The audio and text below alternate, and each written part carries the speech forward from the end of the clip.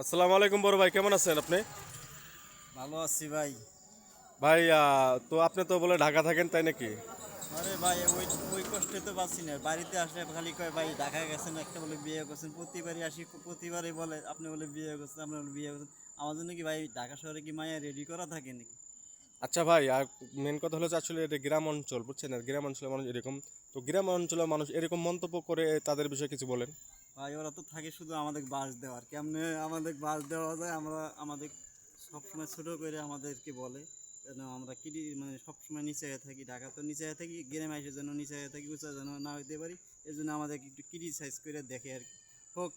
আচ্ছা, আপনি গ্রামের মানুষের বিষয়ে কিছু একটা বলেন, তারা যেন যারা ঢাকা থাকে তাদেরকে যেন, তাদেরকে নিয়ে যেন খারাপ মন্তব্য যেন না করে।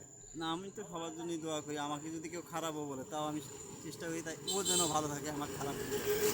এটা হলো আমার সবচেয়ে, আমি খারাপ হই, ওরা যেন সবাই ভালো থাকে। ঠিক আছে ভাইয়া, আপনিও ভালো থাকেন।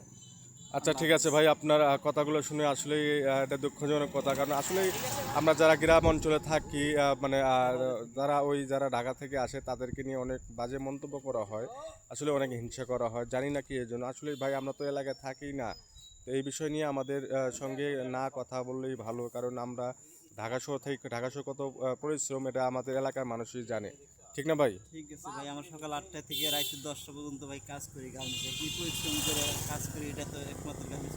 বড় ভাই, বড় ভাই। আচ্ছা ঠিক আছে, আপনারা সবাই ভালো আমি থাকবেন, বাইরে সুস্থ। খেয়ে নিই, আর থাক।